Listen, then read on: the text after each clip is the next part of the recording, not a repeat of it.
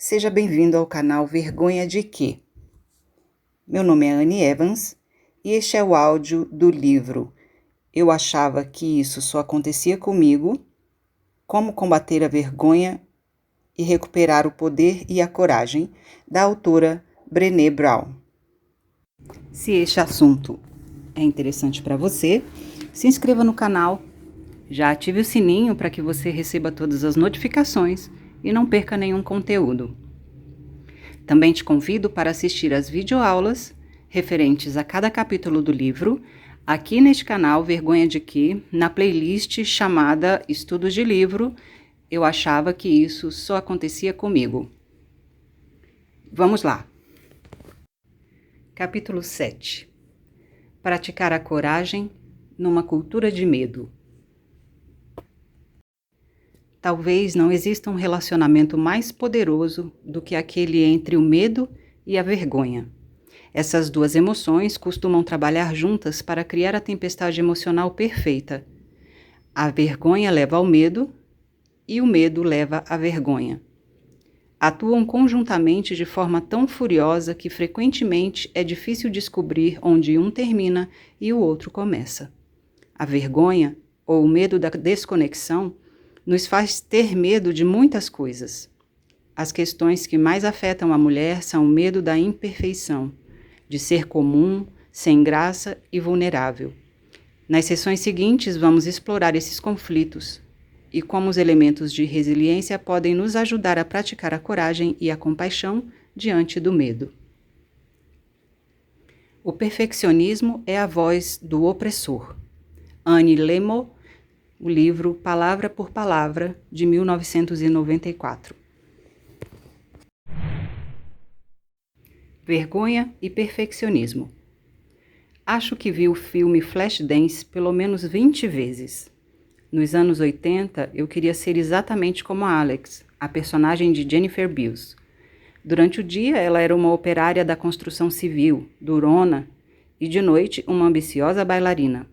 Claro que meu momento favorito do filme é a cena da dança, quando Alex faz um teste para entrar numa escola de balé metida a besta. Fico constrangida demais para contar quantos suéteres arruinei e quantas polainas comprei. Com certeza não fui só eu. Nada acabava com a mística da minha fantasia secreta de Flashdance, tanto quanto encontrar as amigas para jantar e perceber que nós 6 tínhamos feito permanente no cabelo e usávamos faixas na cabeça e suéteres rasgados. Todas nós queríamos ser a Alex em Flashdance. Ela era perfeita. Roupa rasgada com aparência sexy. O trabalho de soldadora parecia empolgante. O balé era descolado e o break parecia fácil. Mas, infelizmente, a perfeição era uma ilusão. Fiquei desapontada ao descobrir que o diretor do filme usou 4 pessoas diferentes para criar a sequência do teste. O belo rosto de Jennifer Beals, uma dançarina profissional para as cenas de balé, uma ginasta premiada para saltar e pular e um bailarino especialista em dança de rua para o break. Todos aqueles permanentes ruins e todo aquele dinheiro em polaina, para quê? Para tentar alcançar um nível de perfeição que não existe. Se a maioria de nós parasse para examinar as expectativas que estabelecemos, descobriríamos que, como na cena de Flashdance, nosso conceito de perfeição é tão irreal que não cabe em apenas uma pessoa. Em vez disso, é uma combinação de pedaços e traços que percebemos como perfeitos. Não queremos apenas ser boas no que fazemos, queremos ser perfeitas.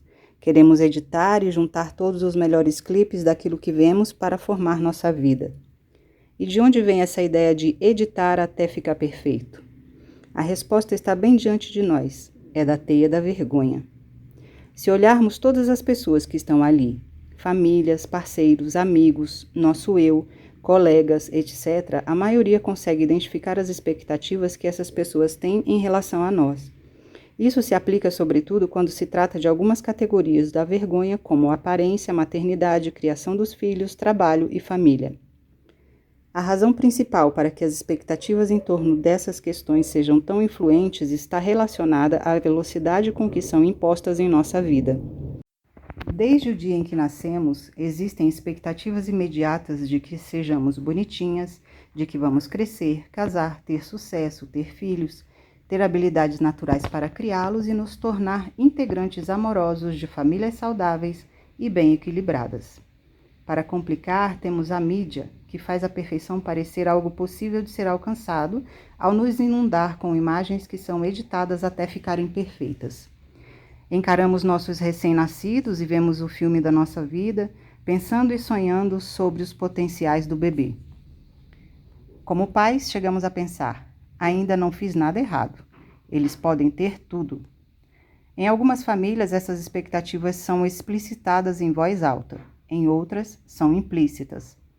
Não importa o nível de articulação em casa. As meninas e as mulheres recebem um reforço diário dessas mensagens com que vemos na televisão, nos livros, nos brinquedos, nas conversas que entreouvimos e no que nos ensinam os educadores e os grupos de amigos e colegas.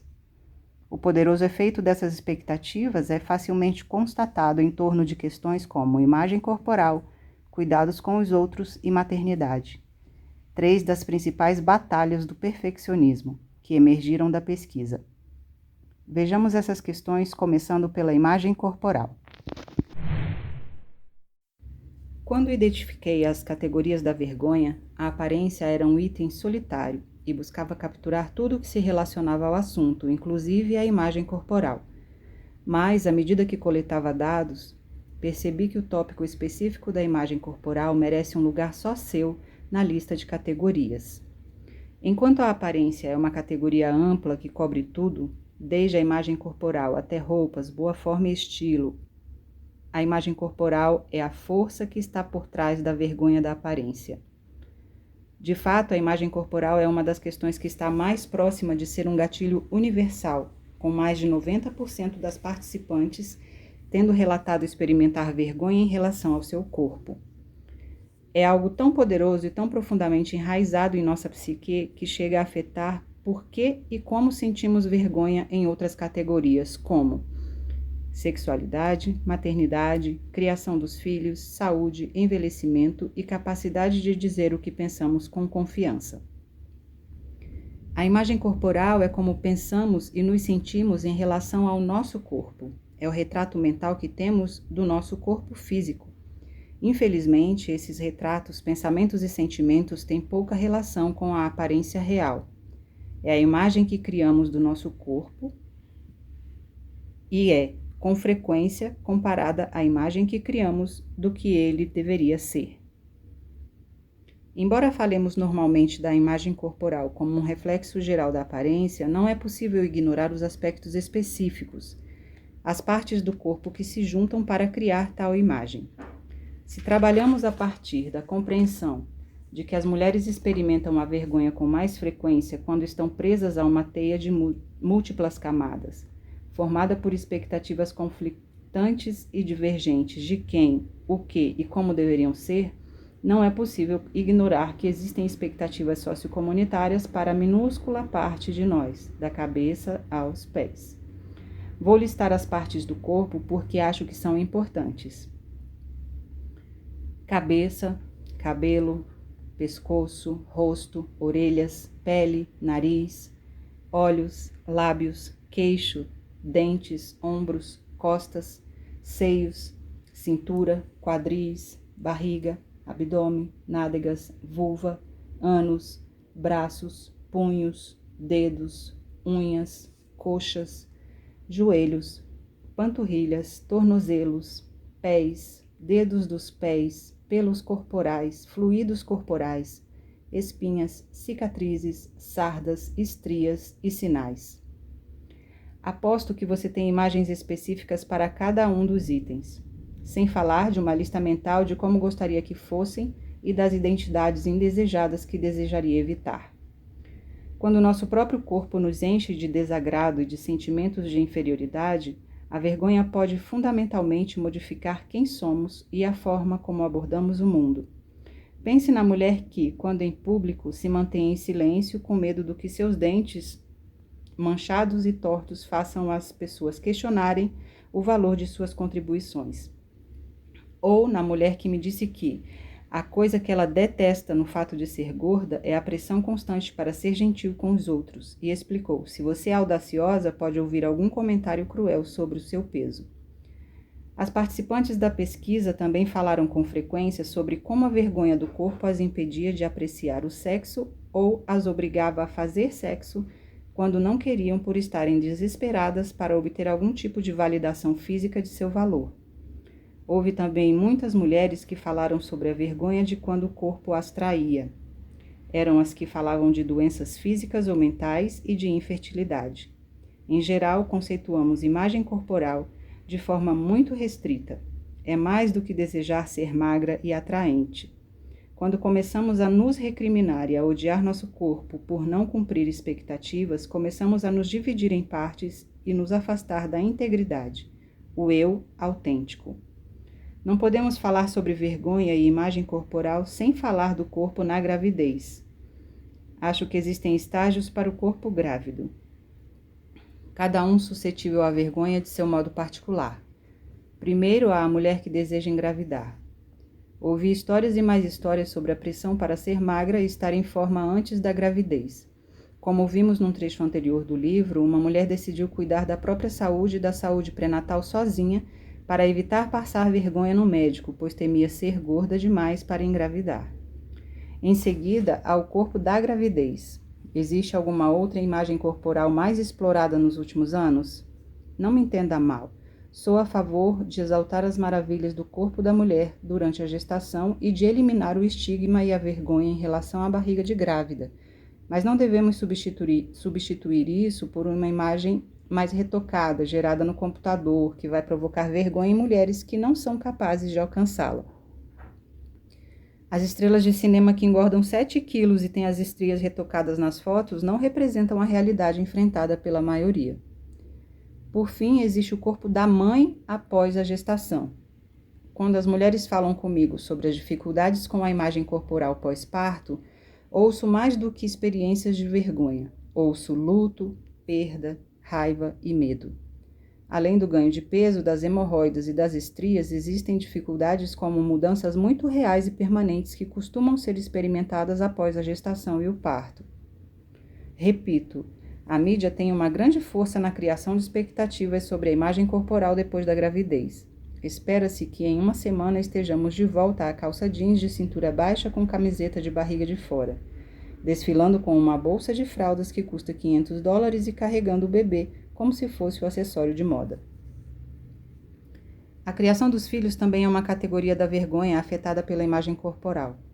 Como mãe assumidamente vulnerável e imperfeita, não sou do tipo que joga a culpa nos pais por tudo, em especial nas mães. Dito isso, contarei o que descobri na minha pesquisa. A vergonha cria vergonha. Os pais têm uma tremenda influência no desenvolvimento da imagem corporal das crianças e as meninas ainda são envergonhadas por eles, principalmente pelas mães, no que diz respeito ao peso. Quando se trata da criação de filhos e imagem corporal, acho que os pais seguem uma linha que tem uma das extremidades os que estão extremamente conscientes de que são os modelos mais importantes para os seus filhos. Eles trabalham diligentemente para moldar comportamentos positivos em relação à imagem corporal. Autoaceitação, aceitação dos outros, nenhuma ênfase colocada naquilo que é inatingível ou ideal, foco na saúde em vez de peso e desconstrução de mensagens de mídia, entre outras coisas. No outro extremo estão os pais que amam os filhos tanto quanto os primeiros, mas que estão tão determinados a poupar as filhas da dor de ficar acima do peso ou de ser pouco atraente, e os filhos da dor de ser fraco, que farão qualquer coisa para conduzir as crianças na direção da obtenção do ideal, até mesmo diminuí-las e envergonhá-las. Muitos desses pais lutam com a própria imagem corporal e processam a vergonha envergonhando os outros. Por fim, existem as pessoas que estão no meio, que realmente não fazem nada para contrabalançar as questões de imagem corporal negativa, mas que também não envergonham os filhos. Infelizmente, por conta das pressões sociais e da mídia, a maior parte dessas crianças não vai desenvolver uma forte resiliência à vergonha em relação à imagem corporal. No entanto, não parece haver espaço para neutralidade nesse assunto. Ou você trabalha ativamente para ajudar seus filhos a desenvolverem uma autoimagem positiva, ou, de forma passiva, você os sacrifica em nome de expectativas geradas pela sociedade e pela mídia. Como é possível ver, o que pensamos odiamos, abominamos e questionamos em relação ao nosso corpo vai muito mais longe e afeta bem mais do que apenas a nossa aparência. O longo alcance da vergonha corporal pode impactar a forma como vivemos e como amamos. O mesmo pode ser dito em relação aos cuidados dispensados a familiares e à maternidade. Cuidar de outras pessoas. Não fiquei surpresa ao ouvir uma sequência de histórias dolorosas sobre dispensar cuidados aos outros, em especial histórias sobre a luta para cuidar de um parceiro doente ou de um familiar idoso. As experiências mais difíceis tratam do acompanhamento a pais idosos ou enfermos. Na área de saúde mental, reconhecemos a etapa de dispensar cuidados a alguém como um dos acontecimentos mais estressantes da vida das pessoas. Quando as mulheres falavam sobre ansiedade, medo, estresse e a vergonha de ser responsável por cuidar de alguém, eu ouvia os demônios do perfeccionismo em suas histórias. Independentemente das palavras que pronunciavam, eu as ouvia comparando a dura realidade das responsabilidades diárias às imagens idealizadas dos cuidados sem estresse, zelosos e gratificantes. Temo que qualquer imagem de cuidados sem estresse, zelosos e gratificantes seja um luxo disponível apenas para aqueles que ainda não se envolveram completamente no processo. Quando a maioria pensa na possibilidade de cuidar no futuro de pais idosos ou de um parceiro, o sentimento é de ansiedade, tristeza e medo. Para abafar essas emoções desagradáveis, às vezes nos convencemos de que conosco tudo será diferente. Não será tão horrível como é para a colega de trabalho ou para nossa amiga cuja mãe é um caso difícil. Tentamos escapar da realidade nos prendendo a possibilidades de perfeição. Vai dar tudo certo. Será uma grande oportunidade de passarmos mais tempo juntos. Assim, quando nos descobrimos responsáveis pelos cuidados de outras pessoas, não estamos preparadas para a primeira vez que nossos sentimentos de "eu amo você e é um privilégio poder cuidar de você" se transforma em "eu odeio você e estou pronta para que você morra porque quero minha vida de volta". O estresse, a ansiedade, o medo e a dor são amplificados ao mesmo tempo que a vergonha e o autodesprezo se estabelecem. Somos monstros? Como podemos nos sentir assim? Não somos monstros e nos sentimos assim porque somos seres humanos tentando administrar um grande acontecimento da vida com muito pouco do apoio e dos recursos que costumam ser oferecidos a pessoas que passam por crises. Durante as entrevistas, mulheres no papel de cuidadoras foram extremamente duras consigo mesmas. Em geral, soavam decepcionadas, às vezes até desgostosas pela ausência de habilidades naturais para a função. Quando examinei essas decepções mais profundamente, muitas comparavam a experiência de cuidadora com a criação dos filhos. Viam-se como pessoas boas, gentis, cuja capacidade de oferecer apoio havia lhes falhado de algum modo.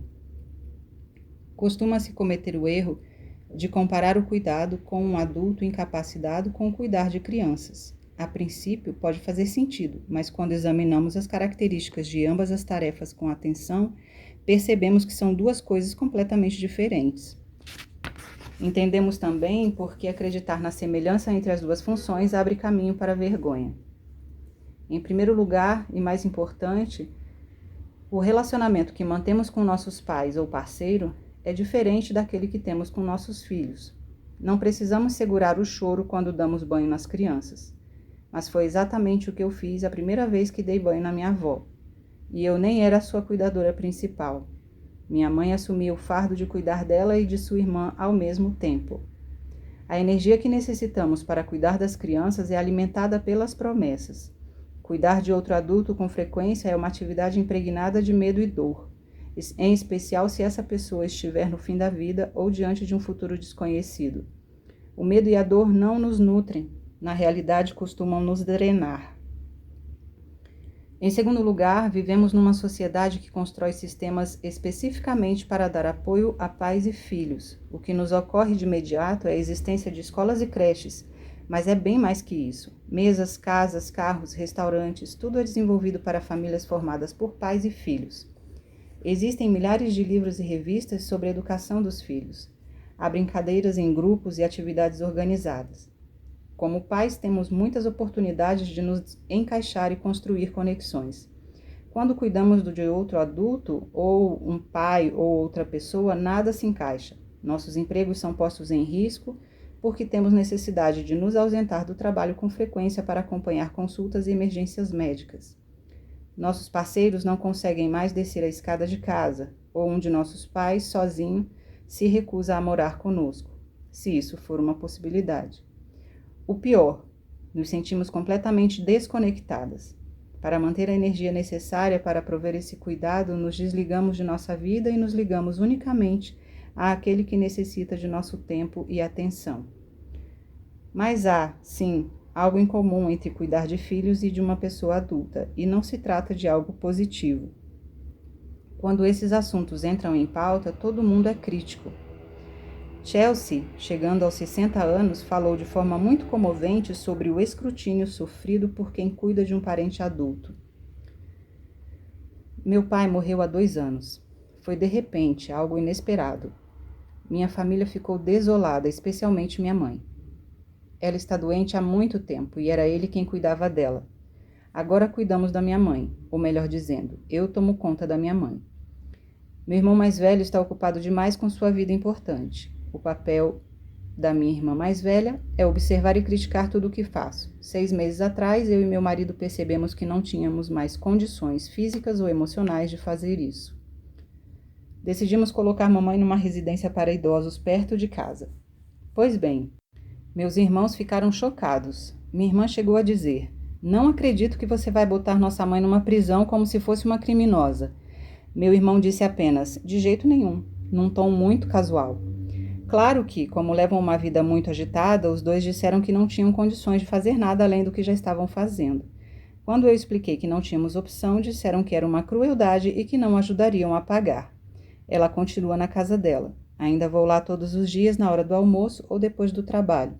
Meus irmãos escolheram acreditar que está tudo perfeito, apesar de mamãe estar piorando e de ser cada vez mais perigoso para ela morar sozinha. Quanto a mim, meu casamento está em crise, meu chefe vive aborrecido e estou prestes a ter um colapso. A história de Chelsea capta muitas das complexidades da tarefa de cuidar de alguém.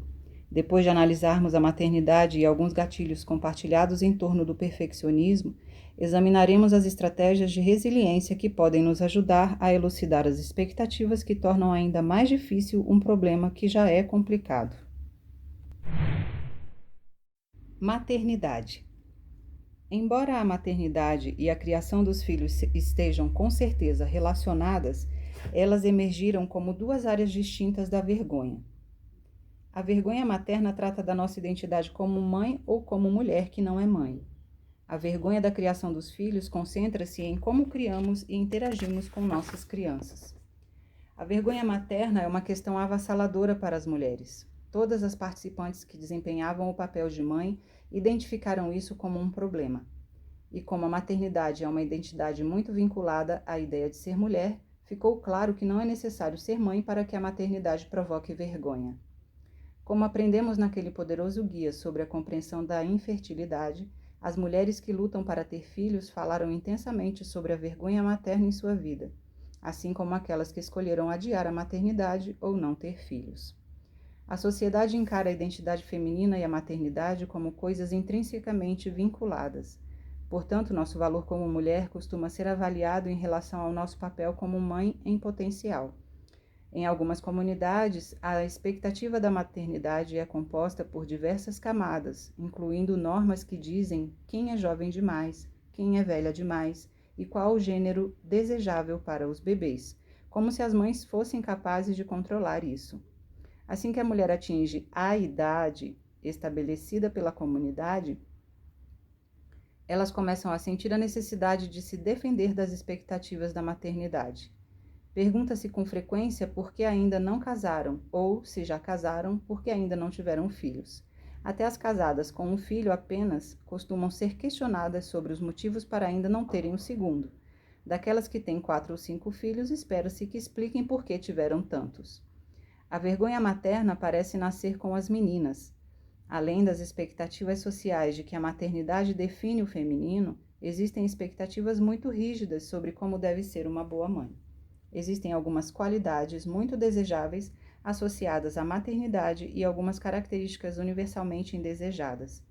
De modo curioso, parecer alguém que está se esforçando demais foi identificado como uma característica indesejada, não apenas para a maternidade, mas também para todas as áreas nesta categoria. Desejamos perfeição, mas não queremos que pareça um esforço. Queremos que, de algum modo, ela simplesmente se materialize. Pronto, aí está. Você não tem tempo nem talento para parecer tão intencionalmente bagunçada. Embora eu ouça isso toda vez que apareço com uma pilha de fotos de Meg Ryan no salão, ainda não acredito na cabeleireira. Tudo o que quero é o cabelo da Meg Ryan. Da última vez pedi, quero ficar com a cara de quem acabou de sair da cama. Isso não pode ser tão difícil, não é? Ela retrucou. É preciso 2 horas e 10 pessoas para obter esse look natural. Cai na real. Queremos ser beldades naturais, mães naturais, pais naturalmente bons e queremos pertencer a famílias naturalmente fabulosas. Pense em quanto dinheiro já foi ganho com a venda de produtos que prometem uma aparência natural. E quando se trata de trabalho, adoramos ouvir: ela faz tudo parecer tão fácil, ou então, ela nasceu para isso. As participantes da pesquisa realmente expuseram um interessante paradoxo da perfeição. A imperfeição gera vergonha e esforçar-se demais para obter perfeição também. Na era da gratificação instantânea e da celebridade pura e simples, é fácil entender como nos encantamos pela ideia de que, se realmente quisermos muito alguma coisa, pronto, aí está. Quantas de nós já foram vítimas de frases como: isso não deveria dar tanto trabalho assim? Ou, não é uma coisa que faço naturalmente. Não deve ser para mim. Sim, existem pessoas com talentos naturais, mas para a maioria, inclusive para celebridades e superstars, o êxito é resultado de trabalho duro e comprometimento. Das pessoas que estão em boa forma física e têm um corpo saudável, 95% se esforçam para isso, e muito. Das diversas pessoas que possuem habilidades para educar os filhos que eu realmente respeito, todas se esforçam para isso. Encaram a tarefa como um trabalho que exige habilidades e treinamento, prática e o investimento de uma fatia considerável de tempo. Elas leem, frequentam aulas, praticam e avaliam as técnicas e estratégias. O mesmo se aplica à família e à maternidade. Existe uma correlação direta entre entrada e saída. As áreas dessa categoria são como qualquer outro esforço que se baseia em habilidades. Se você tem metas razoáveis, quanto mais investir tempo e recursos, quanto mais praticar, mais aumentará suas chances de alcançar as metas. Há alguns anos, uma doutoranda me disse: eu adoraria escrever um livro. Junto material há muitos anos, mas não acho que seja capaz. Quando perguntei o que impedia, ela olhou para o chão entre nós e disse: não é fácil para mim. Escrever é tão estressante, não sou como você. Não sai naturalmente. Além do mais, sou sensível demais e dizem que os escritores precisam ser capazes de rir das críticas. Pude perceber que ela sentia vergonha ao dar aquela explicação. Uma parte de mim sentiu empatia verdadeira por ela, outra ficou um pouco irritada. Fiquei ali pensando: escrever não é moleza para mim, arranco uma palavra de cada vez. Às vezes não é tão ruim, em outros dias é torturante. E a crítica? Todos os escritores que conheço se esforçam para lidar bem com a crítica. Você trabalha para recebê-la melhor, mas é doloroso, principalmente quando se trata de crítica pessoal. Quando acreditamos que o sucesso deve vir sem esforço, nós ao mesmo tempo abrimos a porta para a vergonha e desdenhamos os esforços de pessoas que tentam lidar com suas questões relativas ao perfeccionismo. Nós nos tornamos parte de nossa própria teia da vergonha e da teia de outras mulheres. Quantas vezes não minimizamos os esforços feitos por outra pessoa, pois endossamos a expectativa de que a família ou a maternidade não deveriam ser tão difíceis? O casamento, a criação dos filhos, a saúde, a carreira, a maternidade, tudo isso exige uma tremenda dose de trabalho. E a busca pelo equilíbrio das demandas dessas 5 áreas talvez seja o maior desafio de nossa vida. Precisamos questionar a realidade de nossas expectativas. Não é porque não conseguimos nos sentar e redigir o grande romance dessa geração em uma semana que não podemos ser bons escritores. E precisamos lembrar que, por trás de cada pessoa naturalmente talentosa, existe, em geral, um imenso esforço de trabalho, dedicação e comprometimento. Em defesa de nossa vida. Quando falei com as entrevistadas sobre as pressões da perfeição, elas foram rápidas em explicar que fracassar em ter uma aparência perfeita, o amor perfeito e o trabalho perfeito era apenas parte do problema. De igual importância é a vergonha que deriva do que estamos dispostas a fazer para aparentar perfeição ou esconder imperfeições. Quando a perfeição é a expectativa ou a meta, nos dispomos a arriscar muito para manter e proteger nossa imagem. Aqui estão as histórias de algumas mulheres. Vergonha é estar casada há 20 anos e nunca andar nua na frente do marido, nenhuma vez sequer. Minto o tempo todo para as pessoas. Digo que meu pai mora em Nova Jersey. Ele está preso há 6 anos. Sinto mais vergonha por mentir do que por ele estar na cadeia. Uma coisa é sua família ser diferente porque seus pais se divorciaram ou algo parecido. Outra, porque seu pai é um criminoso. Meu marido teve um caso no ano passado. Não contei nem para minha melhor amiga. Todo mundo adora meu marido e acha que formamos um ótimo casal. Sei que, se contasse, ela pensaria mal de nós dois, não apenas dele. Quero voltar para a faculdade e me formar, mas com os filhos e um emprego de meio período, simplesmente não sei se seria capaz de fazer isso do jeito que eu gostaria. Tenho medo de tirar notas baixas. Não quero fazer a menos que possa me dedicar 100%. Por isso eu não volto. Digo para as pessoas que meus pais viajam muito. No ano passado, fui a única caloura que não recebeu a visita dos pais no fim de semana da família. Não os convidei. Eles são racistas, rancorosos e acham que o mundo inteiro os persegue. Meu pai acha que todo mundo deve alguma coisa a ele. Quando eu era criança, sempre ficava constrangida quando alguém visitava minha casa. É como se eles viessem de um planeta diferente. Filtro tudo o que digo para os meus pais. Eles não sabem que sou lésbica e que tenho uma companheira. A comunidade LGBT pressiona muito para que se saia do armário. Sei que é importante, mas é preciso estar preparada para ver seus pais saírem de sua vida. Não são muitas pessoas que têm que enfrentar essa realidade. As pessoas no trabalho sempre dizem: tudo que ela toca vira ouro. Às vezes é verdade, mas ultimamente minhas projeções têm falhado muito. Da primeira vez que desenvolvi um negócio que perdeu dinheiro, todo mundo no escritório surtou. Culparam a todos, menos a mim, quando na realidade a culpa era minha. Eu tomei uma decisão errada. Da segunda vez, meus colegas fizeram a mesma coisa. Foi quando percebi que tinha me transformado numa espécie de símbolo do departamento. Eles não suportavam a ideia de que eu pudesse tomar uma decisão errada. Nesse ramo de negócios, precisamos apenas ganhar mais dinheiro do que perdemos. Ninguém acerta sempre, mas esperam que eu acerte. Meu chefe me disse: precisamos que você mostre às pessoas como as coisas são feitas, que estabeleça um parâmetro. Agora tenho horror ao trabalho. Comecei a mentir sobre meus números e a atribuir as perdas a outras pessoas. Ficamos também mais propensas a usar a vergonha, o medo e o julgamento com aqueles que ameaçam nossa busca pela perfeição. Podemos nos sentir ameaçadas quando alguém nos critica ou nos desafia, mas também apenas porque alguém faz escolhas diferentes daquelas que faríamos.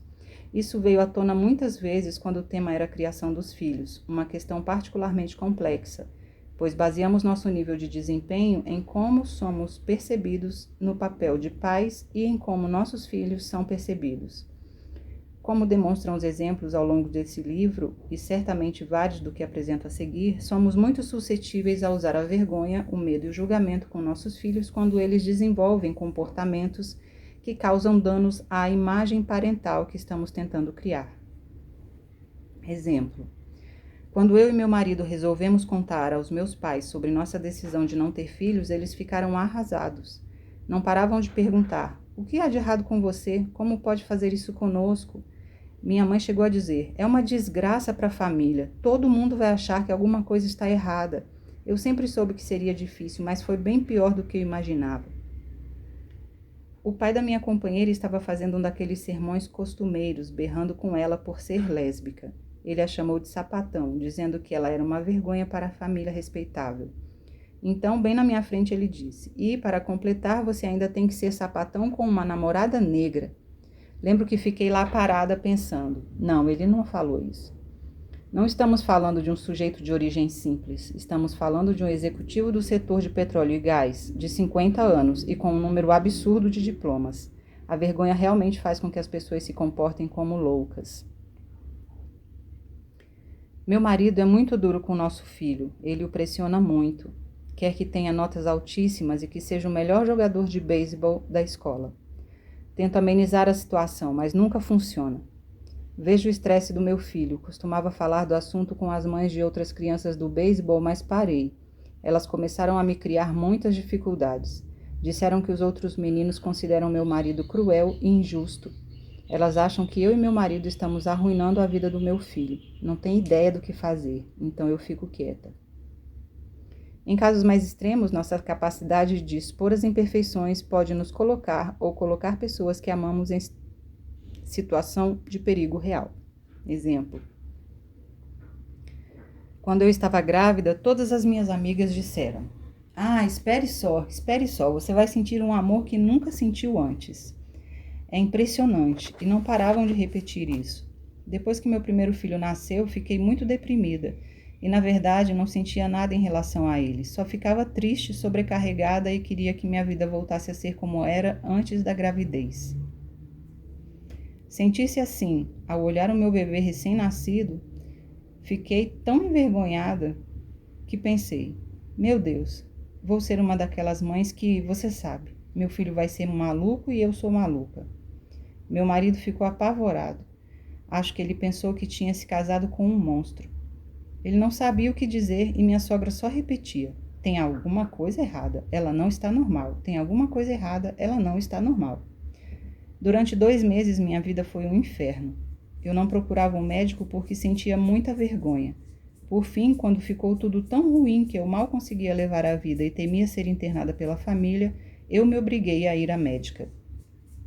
Ela explicou que algumas mulheres sofrem de depressão pós-parto e a causa pode ser hormonal. Disse que pode acontecer, mesmo que a mulher normalmente seja amorosa. Comecei a tomar remédios, o que em si já era uma coisa muito ruim, mas não tanto quanto não sentir nada em relação ao próprio filho. Depois de 2 meses, voltei a me sentir normal. Quando lembro dessa época, sei que foi o período mais sombrio da minha vida. Sinto vergonha por odiar meu corpo com todas as minhas forças. Quero dizer, às vezes odeio tanto meu corpo que chego a desejar ficar doente. Doente de verdade. Doente a ponto de perder uns 15 ou 20 quilos. Não quero morrer, mas se pudesse ficar bem doente, por mais terrível que fosse, se eu pudesse ficar doente o bastante para perder 15 ou 20 quilos, então valeria a pena. Dá para imaginar alguém detestando o próprio corpo assim? Tenho vergonha do meu corpo e tenho vergonha de odiá-lo tanto. Minha filha é usuária de drogas e meu filho, no último ano do ensino fundamental, está indo mal na escola. Quando seu único trabalho é criar os filhos e os 2 fracassam, você é um fracasso. Minhas amigas ficam me dizendo que eu preciso providenciar ajuda para a menina, mas não sei o que fazer. Não posso contar para o meu marido, ele ia ficar louco. Sei que ela bebe e dirige, mas se eu tirar o carro dela, ele vai querer saber o motivo. Em algum momento, percebi que me recusar a ir ao médico por ter vergonha do meu corpo e de ser obesa é quase uma forma de suicídio. Tive que piorar muito antes que me obrigasse a procurar tratamento. Às vezes faço sexo sem proteção. Sei que é uma burrice, mas os caras acham muito ruim com a camisinha. Já é difícil ter 30 anos e ser solteira. Não quero, além de tudo, virar a patrulha do sexo seguro. Se eu peço e eles fingem que não ouvem ou dizem que não querem, não me sinto à vontade para criar caso. Como esses depoimentos demonstram, perseguir a perfeição pode ser perigoso e frustrante. Às vezes, os riscos que assumimos não são tão óbvios quanto esses que acabamos de ler. Um exemplo disso é a minha própria batalha para não ser vista como mãe superprotetora e ansiosa. Entre minhas experiências como assistente social e as experiências de Steve na pediatria, já vi um número desproporcional de coisas ruins acontecerem a crianças. Às vezes é difícil me desvencilhar do medo que surge de preocupações baseadas na realidade. Duas questões são particularmente importantes para mim: controle de armas e cintos de segurança.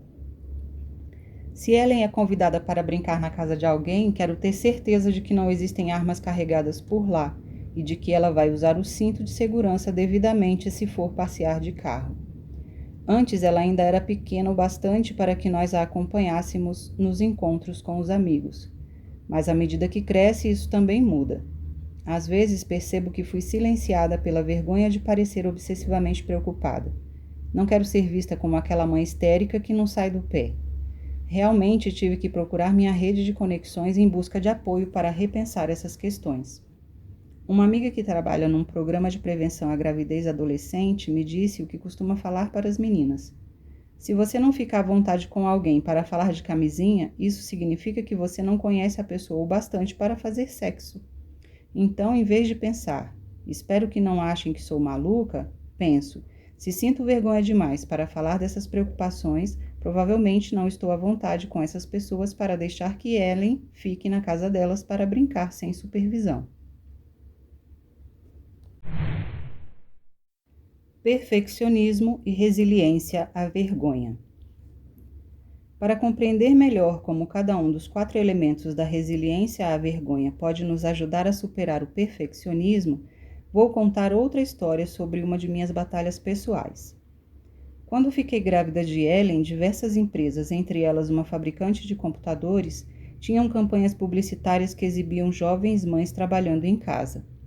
Quase sempre o anúncio mostrava a mãe de pantufas, sentada ao computador, enquanto a criança a contemplava amorosamente de um tapete de atividades posicionado perto da escrivaninha. Os anúncios sempre terminavam com a mãe recebendo elogios e validação da criança e dos colegas do trabalho. Penso nisso todos os dias. Queria ser como o anúncio. Eu me imagino com uma camiseta descolada, calças de yoga manequim 40, eu nunca usei 40, e um rabo de cavalo frouxo. Há 10 anos eu uso cabelos curtos. Um laptop, um bebê cooperativo, sorrindo no tapete de atividades, um trabalho empolgante e montanhas de validação pessoal e profissional. Basta dizer que alguém na agência de publicidade fez o dever de casa. Tenho certeza de que eu fazia parte do grupo demográfico a ser atingido e caí como um patinho. Certo dia, quando Ellen tinha uns 2 meses, minha visão se concretizou. Fui uma dos 3 pesquisadores considerados para um projeto de avaliação comunitário. Havia uma entrevista telefônica com 2 líderes comunitários marcada para as 13 horas. Tudo estava planejado minuto a minuto. Ellen mamou ao meio-dia e às 12h55 estava profundamente adormecida. A ligação começou pontualmente às 13 horas. Eu tinha todas as perguntas preparadas, um celular com uma tecla que emudecia o som e um fone de ouvido pronto, caso necessário. Estava tudo perfeito, até às 13h05. Depois de 5 minutos de entrevista, Ellen começou a chorar. 1 minuto depois, ela parou de chorar e começou a berrar. Berrou tão alto que os 2 entrevistadores perguntaram se estava tudo bem. Respondi depressa, está tudo ótimo, continuem, por favor. Enquanto explicavam o projeto, entrei no quarto de Ellen apertando a tecla mudo e testando periodicamente se funcionava, perguntando repetidas vezes, estão me ouvindo? Estão me ouvindo? Quando cheguei perto do berço, a frente da minha camiseta estava encharcada com o meu leite. Ellen tinha o poder de se esgoelar e fazer com que eu imediatamente produzisse leite. Ela berrava porque tinha feito um daqueles cocôs explosivos que sobe pela fralda e não para até sujar toda a parte de trás da roupa. De repente, enquanto eu avaliava os danos, ouvi aquelas palavras tão temidas. Senhora Brown, está nos ouvindo? Estou aqui. Estou só fazendo umas anotações para que eu possa pensar mais tarde sobre o projeto, respondi. Pode me falar sobre o financiamento? Ufa, funcionou. Enquanto falavam de coisas importantes que eu devia estar anotando, mantive uma das mãos no botão silenciador e de alguma forma consegui pegar Ellen no colo. Havia cocô por toda parte. Consegui despi-la, limpá-la com dúzias de lencinhos umedecidos e levá-la pelada de volta para o meu quarto. Ela ainda chorava e a essa altura o leite pingava da minha blusa. Deitei-a na cama por tempo suficiente para tirar um dos braços da manga da camiseta, baixar o sutiã molhado para a cintura, posicionar a almofada e começar a amamentá-la. Assim que ela ficou em silêncio, voltei à ligação. Fui capaz de fazer algumas declarações coerentes antes que o pandemônio se instalasse. O estresse da situação foi excessivo para o meu corpo. Segundos depois, fui invadida por uma séria onda de diarreia. Eu estava de pé, com a almofada de amamentação em torno da cintura, as lágrimas escorrendo pelo rosto, a camiseta pendurada nas costas e tentando dar passinhos de pinguim pelo quarto. Da forma mais graciosa possível, retirei-me da disputa pelo posto e agradeci a meus entrevistadores pelo tempo que despenderam comigo. Depois me sentei, segurando Ellen e chorando. Senti vergonha por minha incapacidade de tornar realidade minha visão do que era a mãe perfeita que tem uma carreira. Uma coisa era deixar a disputa por um posto de pesquisadora, mas pior ainda era olhar para a pequena Ellen, pelada e precisando de um banho, e sentir que eu também havia falhado com ela. Algumas semanas depois, Steve e Dawn sugeriram que eu aplicasse a essa situação aquilo que estava aprendendo sobre a vergonha. Já tive minha cota de comentários do tipo, pesquisadora da vergonha, vá se tratar. Ao pensar no assunto, minha vergonha virou decepção, depois desilusão, uma dose saudável de nunca mais vou acreditar naquelas baboseiras de bebê sorridente, laptop e pantufas. Agora, quando amigas minhas ficam grávidas do primeiro filho e me contam como planejam trabalhar de casa com o recém-nascido, conto logo minha história. Elas costumam perguntar, mas você não consegue organizar o trabalho a partir dos horários do bebê? Ou, mas você não pode garantir que ela vai fazer cocô antes da ligação? Digo a elas carinhosamente, isso só acontece na televisão. Quando apliquei os 4 elementos da resiliência à vergonha a essa situação, aprendi o seguinte. Reconhecer os gatilhos da vergonha. Eu não queria ser vista como alguém incapaz de equilibrar a maternidade e o trabalho e que necessita de ajuda.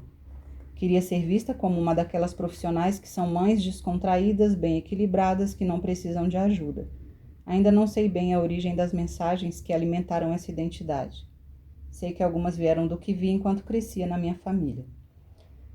Minha mãe não trabalhou fora até o fim da minha adolescência. Ela estava presente na escola, era líder das bandeirantes, acompanhava a natação, coordenava o transporte das crianças, etc. Era essa a imagem que eu tinha na minha cabeça para mim. Eu faria o que ela fez, mais o trabalho em tempo integral e ainda concluiria a pós-graduação. A ideia de deixar algo de lado não era para mim. Era para as outras mães, aquelas que não conseguiam dar conta de tudo. Concluí que eu pertencia a um grupo diferente. Você sabe, o grupo das mães dos comerciais da TV. Preferia as mensagens delas. Compre esse laptop e trabalhar em casa com o recém-nascido será moleza. Você será uma pessoa moderna e descolada. Inicie sua agitada manhã no seu home office com nosso café e você vai morar num loft bacana no Sorro e ter roupas incríveis. Se comprar nosso detergente, vai se descobrir à beira da praia, segurando o bebê com uma das mãos e um bilhete premiado na outra. Praticar a consciência crítica. Existem expectativas de que as mulheres são capazes de fazer tudo. A síndrome da supermulher. Apesar de todos os meus esforços e das lições que aprendi, às vezes ainda acho que consigo dar conta de tudo ao mesmo tempo. Acredito que a expectativa existe como resultado da luta das mulheres pela igualdade no mercado de trabalho, sem, porém, obter o apoio e ajuda necessários para a verdadeira igualdade de condições. Também acho que a necessidade de dar conta de tudo ao mesmo tempo, especialmente do trabalho e da maternidade, está ligada ao fato de encararmos o segundo como uma tarefa menos importante e fácil. A realidade é que criar os filhos é mais difícil do que qualquer emprego que já tive. Só não se obtém uma avaliação formal, nem validação ou pagamento. Por fim, todo o debate sobre voltar ao trabalho versus ficar em casa está reservado para mulheres que dispõem de recursos para pensar no trabalho como uma opção.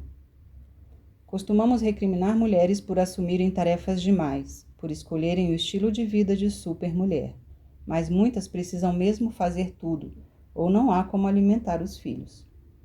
Para mim, parte da prática da consciência crítica é decodificar mensagens constantemente. Às vezes, quando as pessoas fazem comentários sobre nossas escolhas, sentimos vergonha e não sabemos o motivo. Aqui são algumas das mensagens subjacentes e conflitantes que alimentam nossa vergonha e nossas inseguranças. Você é quanto você ganha. A maternidade é fácil, o que mais você faz? Devia ter um emprego de verdade, precisa ter seu próprio dinheiro e sua identidade. Devia ficar em casa, esse é seu trabalho. Se fosse melhor como mãe ou como profissional, não ia ter problema para fazer as duas coisas. Buscar apoio. Quando se trata de meus conflitos pessoais com aparência, família, criação dos filhos, maternidade e trabalho, dependo 100% da minha rede de conexões. Dependo dos conselhos, orientações, apoio, feedback, validação, elogios e às vezes apenas que alguém segure minha mão ou tome conta das crianças. Trabalhei muito para construir essa rede. Ela agora é grande e robusta. Também dependo dessas pessoas para dependerem de mim. Sei que parece engraçado, mas quero ter relacionamentos que funcionem em duas vias. Receber empatia é um presente maravilhoso, mas oferecê-la também é. Dar e receber me fazem uma pessoa melhor e me ajudam a aumentar minha resiliência à vergonha. Minha teia da vergonha em torno dessas questões é formada principalmente pela mídia e por mim mesma. Trabalho nisso constantemente, mas ainda sou vulnerável a revistas e filmes. Preciso estar vigilante na prática da consciência crítica, conversando com minha rede de conexões sobre esses assuntos. Também existem amigos e parentes que apertam os botões errados, especialmente no que diz respeito à criação dos filhos e ao trabalho. Falar da vergonha. Se a meta de falar da vergonha é aprender a expressar nossos sentimentos e pedir o que nós necessitamos, então eu diria que estou melhorando. Definitivamente sou melhor no primeiro ponto. Com tantas mulheres, em geral, acho difícil pedir o que preciso. Principalmente se é de ajuda ou de apoio, que é o que eu preciso. Durante as entrevistas, um padrão interessante emergiu. Parece que muitas têm dificuldade para pedir ajuda ou apoio. Com frequência, somos as cuidadoras e assistentes. Nós nos convencemos de que não devemos buscar ajuda e por isso não a pedimos. Então ficamos zangadas ou magoadas porque ninguém oferece. Pensamos, ele não vê que estou me afogando? Ou, por que ela não faz alguma coisa? Isso pode crescer e rapidamente se transformar em uma situação de recriminação e vergonha. Precisamos de ajuda, mas não pedimos. Ficamos zangadas porque não a obtemos. Sentimos vergonha só de pensar que alguém nos ajudaria quando sabemos que isso não vai acontecer. Para mim, pedir ajuda é um aprendizado em que ainda estou me aperfeiçoando. Crescimento e estabelecimento de metas. Conforme nos tornamos mais fluentes no idioma da vergonha, o poder e o significado por trás das palavras ficam mais aparentes. Mulheres com altos níveis de resiliência à vergonha usam uma linguagem diferente daquelas que lutam contra a vergonha na mesma área. Por exemplo, quando conversei com as mulheres sobre aparência, maternidade, criação dos filhos, trabalho e família, aquelas que demonstraram níveis mais elevados de resiliência falaram menos de perfeição e mais sobre crescimento. Alguns padrões de linguagem que ouvi incluem: quero investir em melhorar, gostaria de aprimorar a forma como eu faço tal coisa, gostaria de fazer um pouco menos disso e um pouco mais daquilo, essas são minhas metas, quero ser vista como alguém que faz o máximo para tal coisa, quero ser vista como alguém que tenta fazer tal coisa. Quando damos preferência ao crescimento em vez de à perfeição, aumentamos imediatamente nossa resiliência à vergonha. O aprimoramento é uma meta bem mais realista do que a perfeição. Basta desapegar de metas inalcançáveis para nos tornarmos menos suscetíveis à vergonha. Quando acreditamos que devemos fazer isso, ignoramos quem ou o que realmente somos, nossa capacidade e nossas limitações. Partimos de uma imagem de perfeição e, claro, a partir da perfeição não se vai a lugar nenhum. Quando pensamos, quero que meus pais me considerem a filha perfeita, estamos fadadas ao fracasso. Em primeiro lugar, a perfeição é inalcançável. Segundo, não podemos controlar a forma como os outros nos veem. E, por último, não existe um jeito de fazer tudo o que se espera de nós ou o que esperamos de nós mesmas. Se a meta é o crescimento e dizemos, gostaria de aprimorar tal coisa, partimos do ponto em que estamos e da pessoa que somos. Gostaria de trabalhar no relacionamento com meus pais é completamente diferente de quero que meus pais me considerem a filha perfeita. Para ilustrar a diferença entre essas duas afirmações, muitas das entrevistadas descreveram como o relacionamento dos pais havia melhorado depois que deixaram de tentar ser a filha perfeita. Isso também vale para a aparência, maternidade e criação dos filhos. Quando nos damos permissão para sermos imperfeitas, quando encontramos nosso valor apesar das imperfeições, quando construímos redes de conexões que nos apoiam e nos valorizam enquanto seres imperfeitos, somos mais capazes de promover mudanças. Isso me faz voltar à frase que deflagrou toda essa jornada para mim. Não se pode usar a vergonha ou a humilhação para fazer as pessoas mudarem de comportamento. Isso significa que não podemos usar o ódio que sentimos por nós mesmas para perder peso. Não podemos usar a vergonha para virar mães melhores, nem podemos nos humilhar ou humilhar nossa família para que se tornem o que precisamos que sejam. Colocar as pessoas na lista dos perdedores não funciona. A vergonha corrói aquela parte de nós que acredita que somos capazes de mudar. Estabelecer metas. Mulheres com altos níveis de resiliência à vergonha não trocavam a perfeição por metas de chegar à perfeição. Desenvolver a resiliência exige metas realistas. Dizer, não quero ser vista como uma pessoa impaciente, é o mesmo que dizer, quero me esforçar para me tornar mais paciente, de forma que eu nunca me zangue. No fim das contas, as duas abordagens ainda têm a perfeição como meta. Quando perguntei às mulheres sobre metas de crescimento, ou como quero ser mais paciente, desejava saber como achavam que isso poderia acontecer. Com base em suas respostas, vi uma ligação direta entre os níveis de resiliência à vergonha e a capacidade de identificar objetivos específicos relacionados às suas metas. Por exemplo, Cheryl, uma boa amiga e colega, me contou que suas metas parentais são ser divertida, forte, gentil, sábia, paciente e amorosa. Ela disse que sabia que não era realista ser tudo isso o tempo inteiro.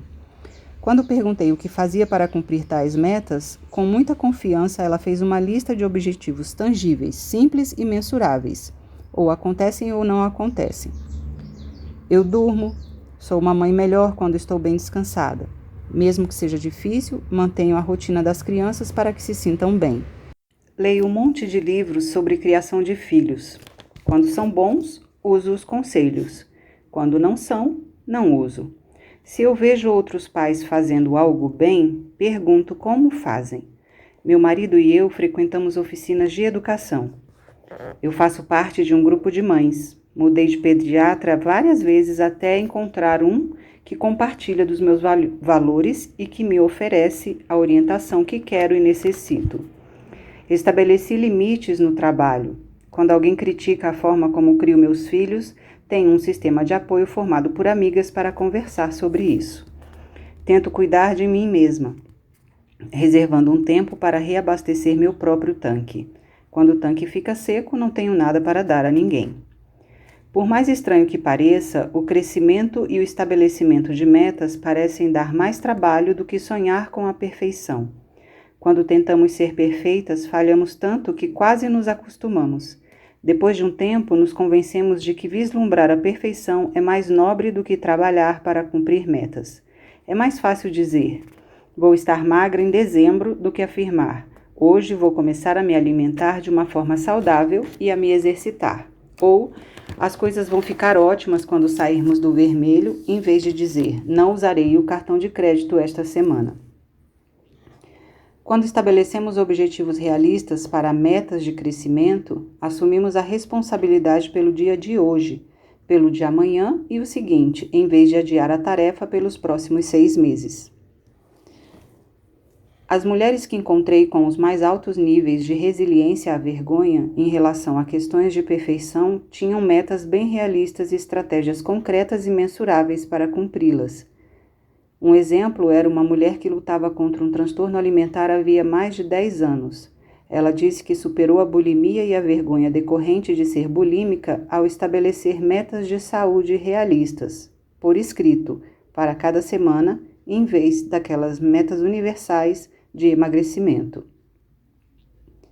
Disse que não quer mais ser vista como magra, e sim como saudável, e se esforça para isso exercitando-se durante 35 minutos, 5 vezes por semana, e consumindo pelo menos 3 refeições saudáveis todos os dias. Um dos benefícios do crescimento por meio do estabelecimento de metas é que não se trata de uma proposta do tipo tudo ou nada. Sucesso ou fracasso não são os únicos resultados possíveis. Se a meta é se tornar melhor mãe ou pai e estabelecemos como 2 objetivos razoáveis a leitura de um artigo sobre criação de filhos, um por mês, e conversar com pais que demonstram habilidades que respeitamos, ainda é possível aprender e crescer mesmo se não cumprirmos todos os objetivos. Se não lemos o artigo, mas aprendemos muita coisa com outros pais, ainda obtivemos crescimento. E talvez cheguemos à conclusão de que a leitura de artigos não é o nosso ponto forte. Talvez seja mais útil passar mais tempo com outros pais. Quando estabelecemos metas de aprimoramento e usamos objetivos mensuráveis, podemos aprender e crescer com o que fizemos e com o que deixamos de fazer. Se nosso objetivo é a perfeição, inevitavelmente fracassamos. E o fracasso não oferece nada em termos de aprendizado e de mudança. Só nos torna mais vulneráveis à vergonha. Voltar atrás. A capacidade de aprender com nossos erros, em vez de considerá-los tentativas fracassadas de atingir a perfeição, é a essência de voltar atrás. Este conceito emergiu nesta pesquisa e eu o considero extremamente importante. As mulheres com altos níveis de resiliência à vergonha, em áreas como aparência, maternidade, criação dos filhos, trabalho e família, falaram com paixão sobre acreditar que nunca é tarde demais para crescer e mudar. Elas resistiam à ideia de serem definidas pelos erros e consideravam a imperfeição uma parte necessária do crescimento, não um obstáculo. Além do mais, muitas dessas mulheres enfatizaram o valor de haver pessoas na sua rede de conexões que mostraram como voltar atrás podia ser uma estratégia poderosa para o crescimento e a mudança. As mulheres eram especialmente influenciadas pela disposição de seus parceiros para mudar e se aprimorar como pais. Por outro lado, as mulheres que falaram de contínuas batalhas contra a vergonha nas mesmas áreas percebiam os erros passados e as tentativas mal-sucedidas de perfeição como algo que alterava seus níveis de conexão e poder de resiliência. Elas eram igualmente influenciadas por forças externas. Porém, nesses casos, as forças eram constituídas principalmente por pessoas de suas teias da vergonha e não das suas teias de conexão. Quando falavam sobre o caráter permanente dos erros e da incapacidade de deixar a perfeição e de partir para o crescimento, pelo menos 80% delas descreveram esse atributo como algo aprendido com os pais e ou com a família. Desse modo, a primeira razão que torna o conceito de voltar atrás tão importante para a resiliência está relacionada à habilidade de superar erros e fracassos e seguir rumo à mudança e ao crescimento. A segunda razão é a influência sobre nossos esforços de construir a empatia por meio de redes de conexão. Não só precisamos estar dispostas a voltar atrás e aprender com nossos erros, como também precisamos em nossa vida de pessoas que estejam dispostas a fazer o mesmo. De todas as percepções que emergiram desse assunto, nenhuma foi mais poderosa para mim do que a influência que os pais exercem sobre os filhos. Tanto uma garota de 18 anos como uma senhora de 68, todas as mulheres eram grandemente afetadas pela disposição dos pais de voltar atrás e tentar continuamente aprimorar os relacionamentos com os filhos. Isso ficou claro em todas as áreas, mas sobretudo naquelas que caem na categoria da perfeição. Entre todas as vozes gritando expectativas ou sussurrando palavras de apoio, as dos pais foram apontadas com a consistência de como sendo as mais influentes. Quando os pais instilam expectativas de perfeição nos filhos, é muito difícil para as crianças depois mudarem esse objetivo para crescimento e aprimoramento, principalmente quando os pais empregam a vergonha como ferramenta para reforçar as expectativas.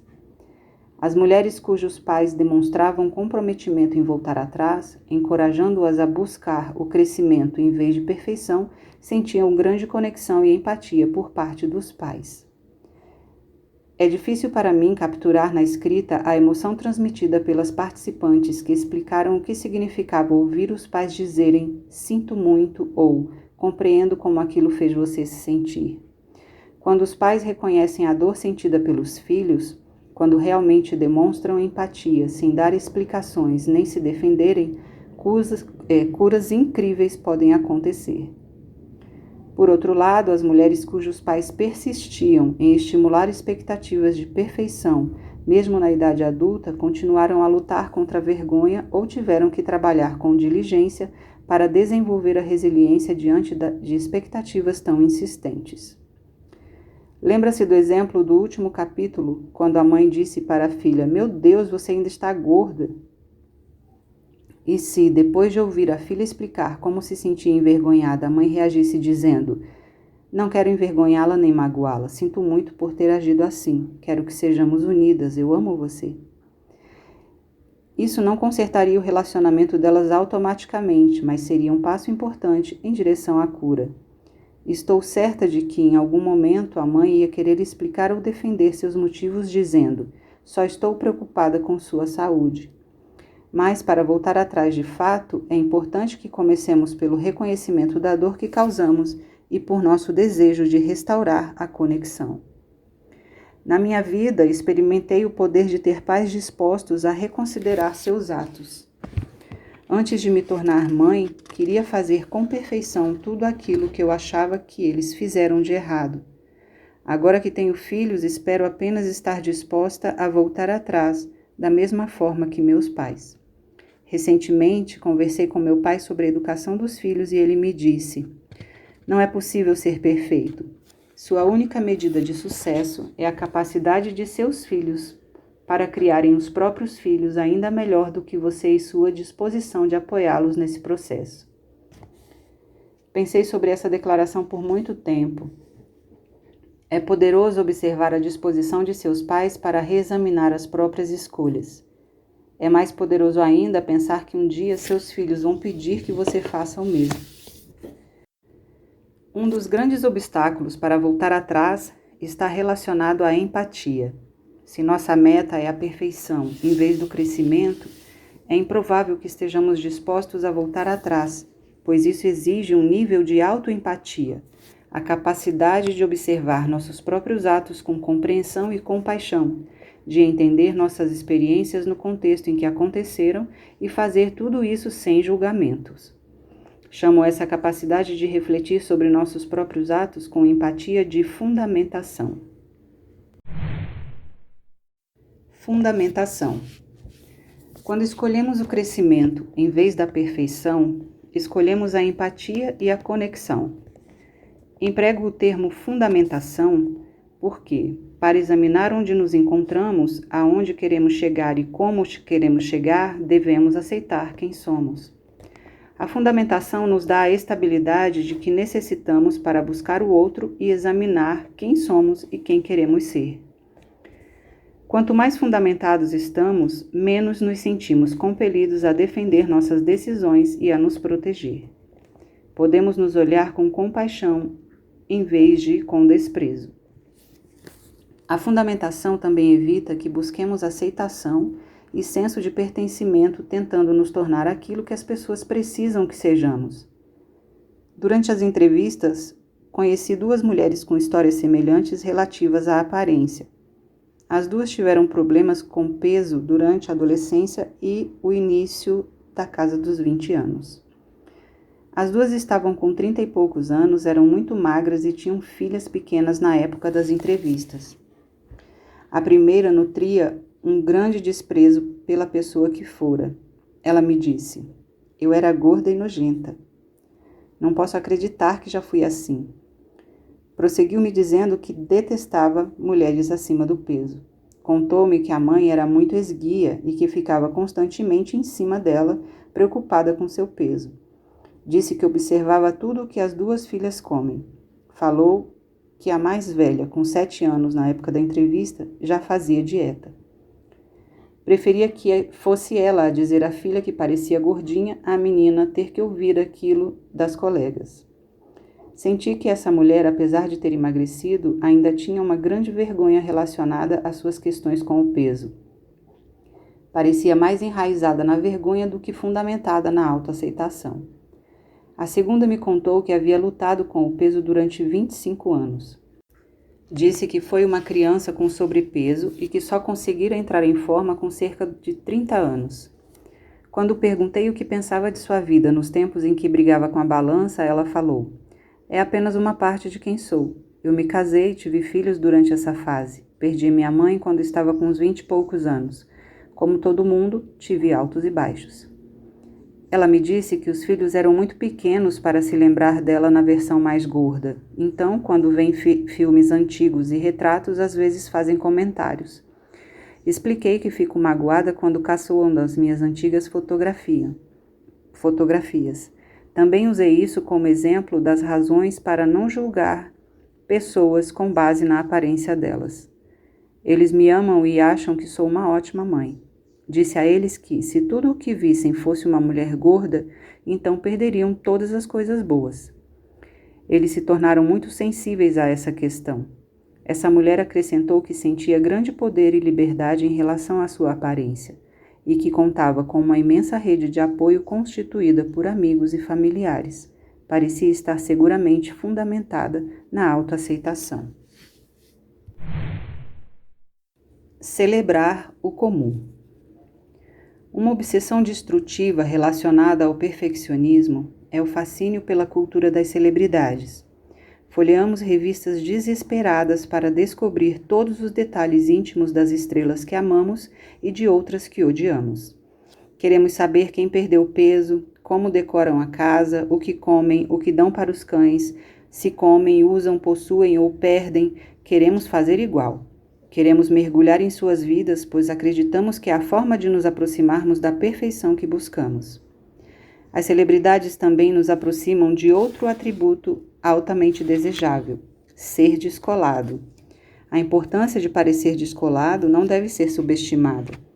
Sabemos que os adolescentes com frequência correm terríveis riscos físicos e psicológicos para manterem a aura de descolados diante dos colegas. Infelizmente, na nossa cultura, o valor de ser descolado não diminui depois do ensino médio.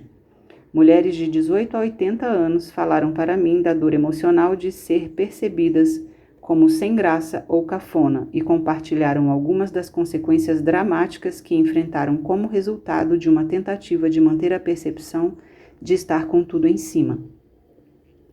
Infelizmente, numa cultura movida pelo lucro, existem indústrias multibilionárias garantindo que o perfeito e o descolado permaneçam tão vagos quanto sedutores. Não existe algo como ser suficientemente descolado nem suficientemente perfeito. Em seu livro The Shelter of Each Other, Rebuilding Our Families, O Abrigo de Cada Um, Reconstruindo Nossas Famílias, Mary Piffer fala com sabedoria sobre a verdadeira ameaça que a mídia representa para nossas famílias. Ela explica que os meios de comunicação formam nossa nova comunidade, uma comunidade bem menos diversa do que na vida real. Nós conhecemos as celebridades, mas elas não nos conhecem. A nova comunidade não é uma vizinhança recíproca como no passado. David Letterman não vai nos ajudar se a bateria do carro pifar numa manhã de inverno. Donald Trump não vai aparecer com uma cesta de alimentos se nosso pai perder o emprego. Esses relacionamentos virtuais criam um novo tipo de solidão, a solidão daqueles que mantêm relacionamentos com personagens em vez de com pessoas. Além de encorajar o perfeccionismo e a solidão, que costumam estar relacionados, Existe a questão decorrente da comparação de nossa vida com a das celebridades. Assistimos às horas de programas que não fazem nada além de detalhar suas rotinas, e consciente ou inconscientemente comparamos nossa vida com a delas. Na minha pesquisa com mulheres e homens, muitos participantes falaram sobre sentir vergonha da sua vida pequena e entediante. Com raríssimas exceções, faziam comparações com o que viam na TV ou liam em revistas.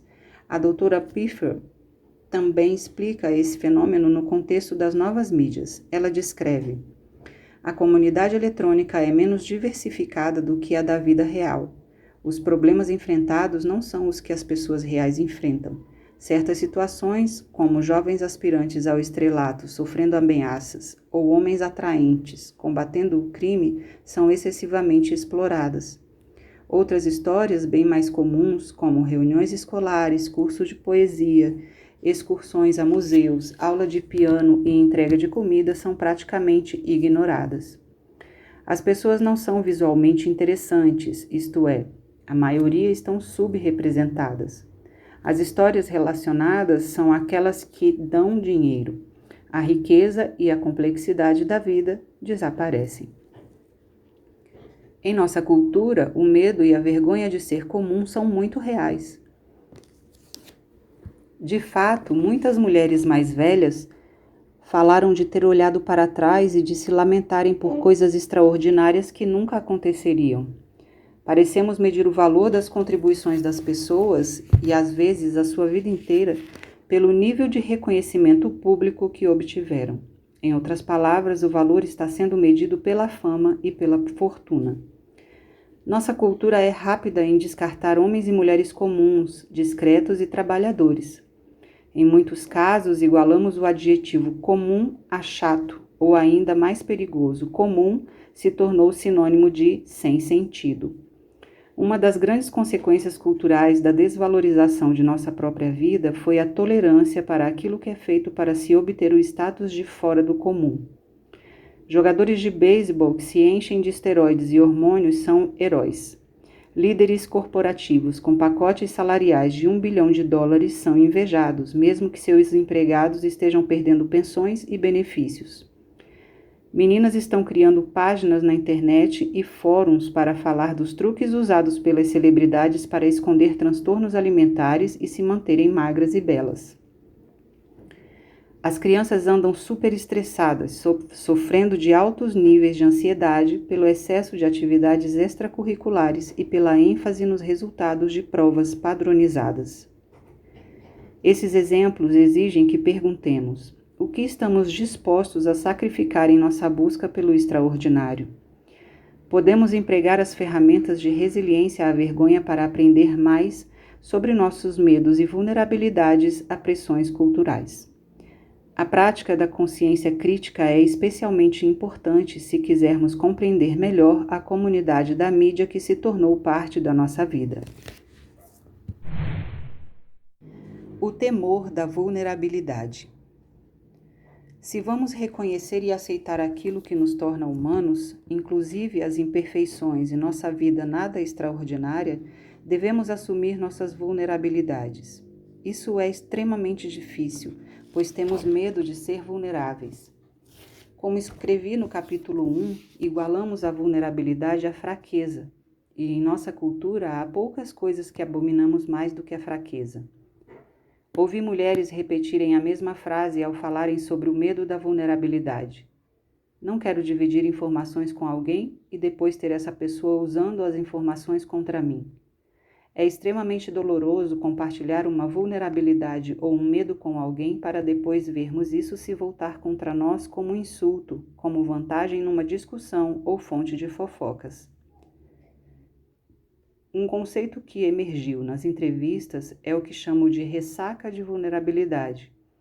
Ele está relacionado diretamente ao nosso medo da vulnerabilidade e, infelizmente, a maioria das pessoas já passou por isso. Todas nós já nos encontramos em situações em que estamos com uma amiga, colega ou parente e sentimos aquele profundo desejo de conexão. Apesar do medo, sentimos um impulso ou necessidade de dividir algo significativo e antes de nos darmos conta, já soltamos tudo. Contamos tudo. Dividimos nossas mais profundas vulnerabilidades. Na hora seguinte, no próximo dia ou na próxima semana, aquele sentimento de arrependimento nos invade como uma onda de náusea. Ai, meu Deus, por que eu contei aquilo para ela? O que ela vai pensar da minha família? Para quem ela vai contar? Essa é a ressaca da vulnerabilidade. Quando começamos a trabalhar na resiliência à vergonha, a necessidade de procurar o outro e conversar sobre nossas experiências pode ser muito forte. Tão forte, na verdade, que às vezes nos leva a desabafar com quem não desenvolvemos um relacionamento capaz de absorver aquelas informações. O que há de bom em relação à ressaca de vulnerabilidade é que se trata de um fenômeno universal. Quando falo desse conceito em minhas palestras, vejo várias pessoas assentindo e expressões que dizem: verdade, passei por isso e odiei. Quando se trata de compartilhar informações, seria bom acreditar que a maioria de nós tem a capacidade de reconhecer as pessoas certas, as ocasiões certas e as formas certas de dividir. Mas, infelizmente, a realidade é que quase todos nós já nos voltamos para pessoas que mal conhecíamos e vomitamos nossa vulnerabilidade sobre elas. Harriet Lerner oferece alguns conselhos maravilhosos sobre o assunto.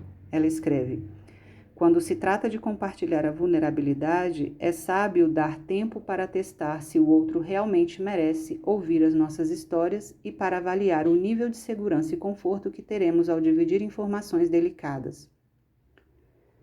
Queremos ter a confiança de que o outro não vai negar nem minimizar nossas dores, tampouco supervalorizar nosso problema de uma forma pouco útil. Não queremos ser depreciados, nos tornar objeto de pena ou de fofocas.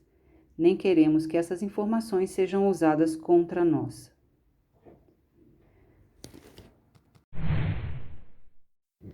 Medo, vulnerabilidade e expectativas. Tememos a vulnerabilidade também porque ela costuma estar relacionada a nossas expectativas e à dor da decepção.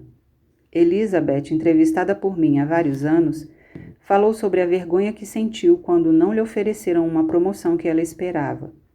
Tive mais vergonha porque disse a todos quanto aquilo significava para mim. Falei com todo mundo, com meu marido, meus filhos, meus vizinhos, minha mãe e meus colegas. Não disse para eles que ia conseguir, só fui sincera ao dizer o quanto queria. Em vez de me sentir apenas triste e decepcionada, eu me senti triste, decepcionada e envergonhada. Quando alguém tem a coragem de compartilhar suas esperanças conosco, recebemos uma oportunidade importante de praticar a compaixão e a conexão. Pense em como teria sido uma experiência forte para Elizabeth ouvir. Você teve muita coragem para se candidatar a essa promoção e muita honestidade ao demonstrar quanto queria. Estou orgulhosa por ser sua filha, sua amiga ou sua mãe. Como demonstra o exemplo de Elizabeth, existe uma relação complexa entre nossas expectativas, vulnerabilidades e temores. Quando desenvolvemos expectativas, pintamos um retrato mental de como as coisas vão ser e como vão parecer. Às vezes, chegamos a imaginar qual será a sensação, o sabor e o cheiro. Criamos uma imagem que para nós possui grande valor. Estabelecemos expectativas baseadas não apenas em como nos encaixamos naquela imagem, mas também sobre o que aqueles que nos cercam estão fazendo lá. E, frequentemente, o fracasso que sentimos quando tais experiências não se concretizam se transforma em vergonha. Quando eu perder 15 quilos, vai ser assim. Se eu for aceita na pós-graduação, a sensação vai ser essa. Se pudermos comprar esta casa, tudo vai mudar. Se eu disser ao meu pai como me sinto, ele vai entender. Se eu fizer isso pelos meus filhos, eles ficarão muito gratos. Às vezes, as expectativas frustradas levam apenas a suaves decepções, mas em muitos casos resultam em vergonha, sobretudo se a vulnerabilidade e o medo estão em cena. Kelly, uma das entrevistadas, falou com muita franqueza sobre a forma como as suas expectativas e medos consistentemente a conduziam à vergonha sempre que estava perto da sogra. Kelly descreveu a sogra como uma pessoa muito crítica à forma como cuidava dos filhos, ao fato de ela ficar em casa com as crianças e em relação à maneira como tratava o marido. Quando conversamos sobre as visitas da sogra, Kelly disse que planejava tudo durante semanas, às vezes durante meses. Ela chegava a maquinar situações que permitiriam demonstrar o tipo de habilidades no trato com os filhos e com o marido que ela achava que agradariam à sogra. Nunca falhava. Toda vez que encontrava a sogra, nada saía como planejado.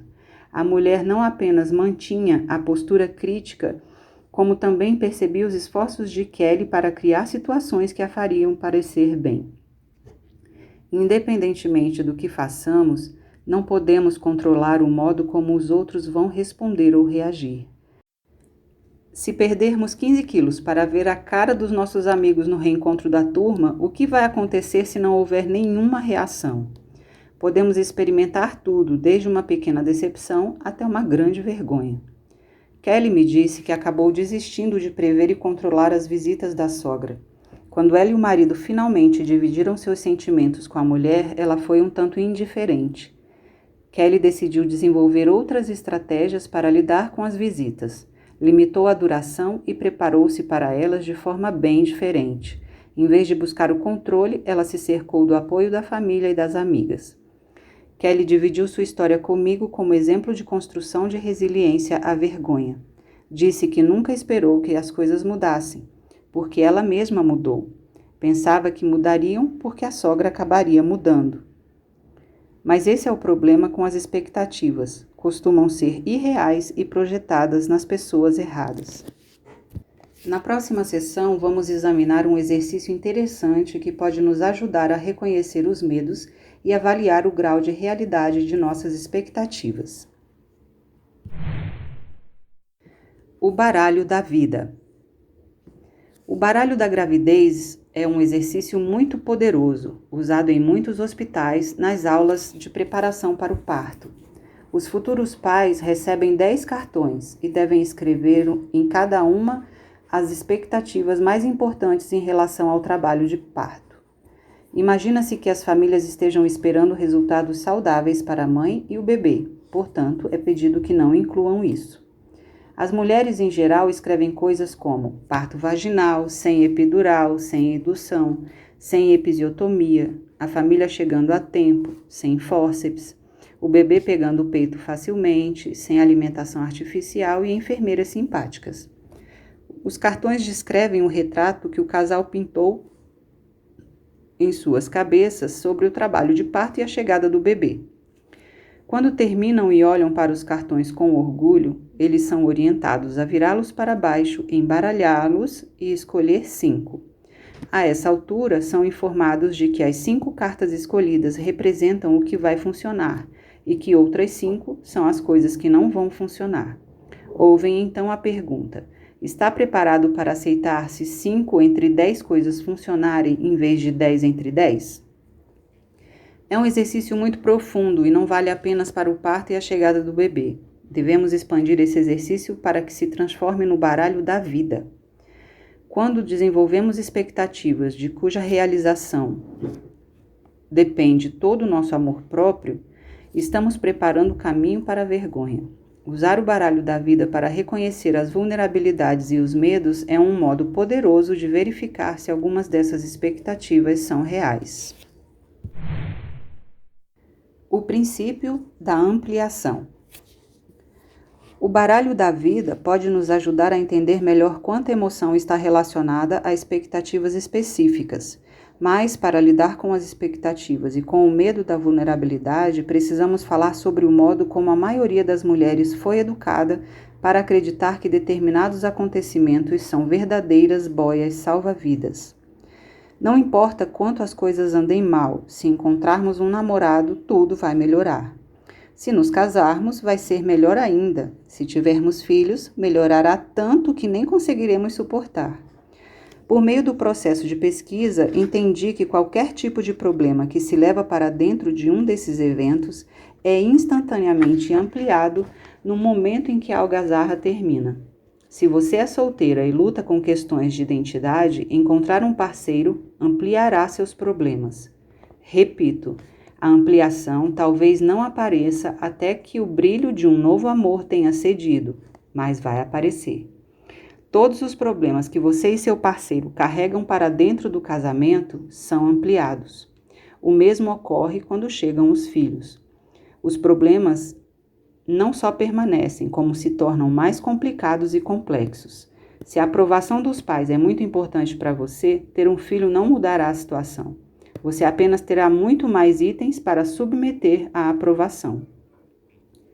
Uma mulher que estava chegando aos 60 anos me contou que havia casado com um rapaz que a agredia fisicamente, apesar dos avisos dos amigos e da família. Na época, ela acreditou nas promessas que ele fez de administrar sua raiva após o casamento. Depois do nascimento do primeiro filho, o marido se tornou mais violento. Ela se sentiu totalmente isolada. Não dei ouvidos a ninguém, ela disse. De fato, acreditei que casar ou ter filhos ia fazer com que ele mudasse. A situação era péssima, mas eu não tinha como procurar meus pais ou meus amigos. Eles haviam me avisado. Suportei até o dia em que ele quebrou meu nariz e meu braço. Não pude esconder aquilo da minha família.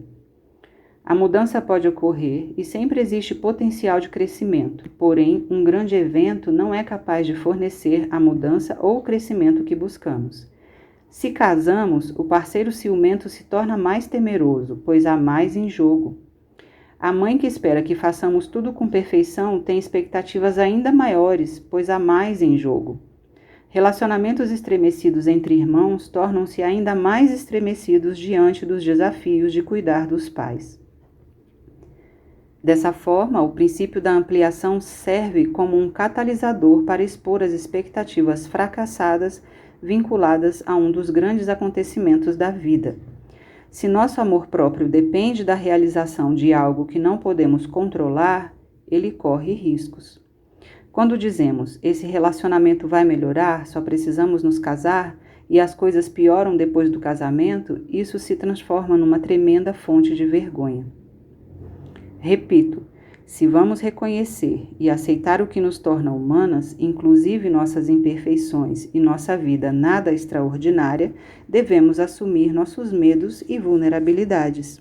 Compreender o medo é parte do processo de resiliência à vergonha. E também é uma peça importante na construção do tipo de relacionamento que precisamos para ter uma vida plena e conectada.